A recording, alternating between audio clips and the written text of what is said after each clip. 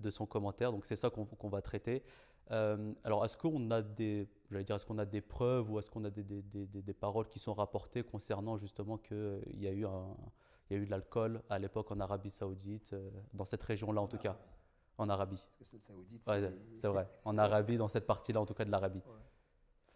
Ouais. Oui, d'accord. Oui, oui, on a des preuves, que l'alcool était consommé et que l'alcool n'était non seulement consommé, mais on faisait l'apologie de l'alcool. Et ça, on peut le retrouver dans des traces pré-islamiques, ça veut dire avant l'avènement de l'islam. Il y a ce qu'on appelle les mu'allaqas, je ne sais pas si je le dis bien en arabe. Ouais. Et c'était des vers de poèmes qui étaient suspendus sur la Kaaba en lettres d'or pour le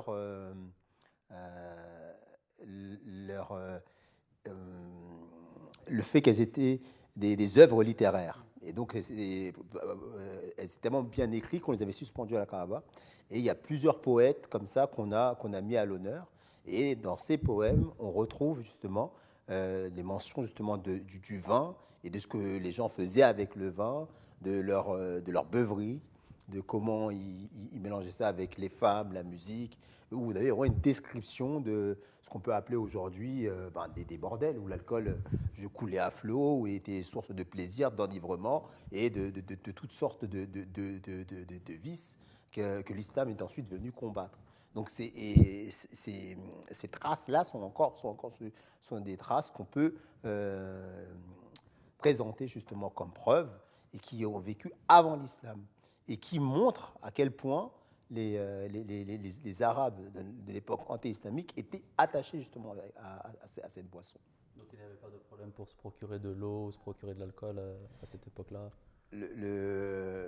Qu'il y ait eu des problèmes pour se procurer de l'eau, ça c'est un désert, hein, on ne va pas se mentir.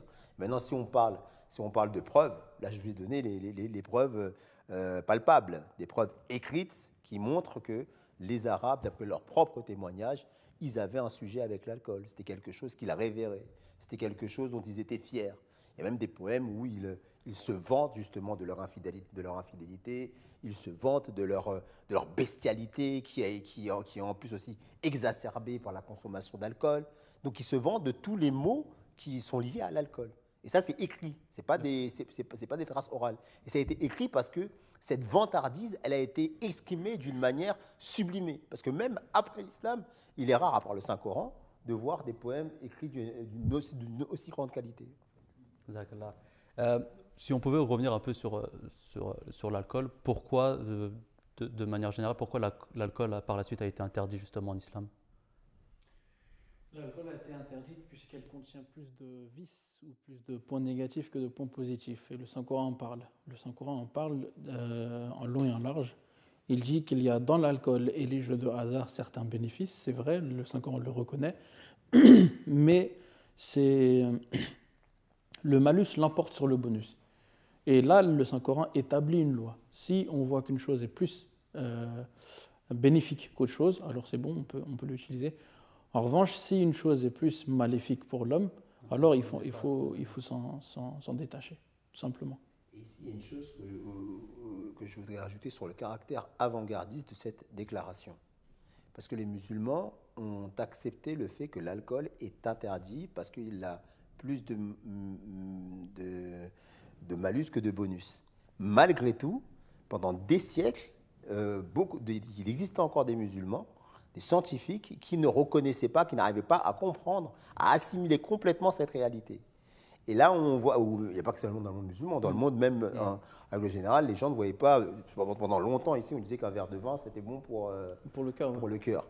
Mais à notre époque, cette vérité coranique révélée il y a 1400 ans prend tout son sens, puisque maintenant les médecins interdisent même, conseillent même de ne pas prendre un seul verre d'alcool, ne serait-ce que pour conduire. Quand on conduit, si on a consommé un verre d'alcool, on est passible d'une amende, on est passible de perte de points.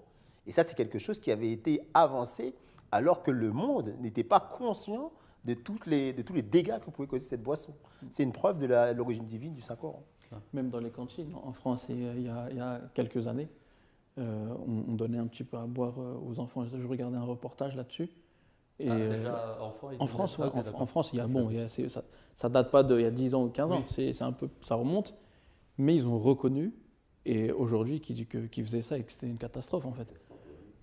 Ils disaient, bon, à l'époque, ça les aide à se concentrer un petit peu, mais c'est juste qu'ils sont KO, quoi, à cause de... Et c'est là subhanallah, qu'on voit aussi l'immensité des règles de Dieu. C'est-à-dire qu'il donne une règle, et on en parlait avec Moulabi Annan aussi, que quand il donne une règle par rapport dans le Coran qui est applicable maintenant, forcément à cette époque-là, ils vont peut-être pas comprendre tout de suite, mais nous, avec le temps, on comprend pourquoi ces choses-là ont été appliquées dans le décret divin en fait d'Allah. Et ça, je trouve ça... C'est là que ça montre la beauté de l'islam qu'on ne comprend pas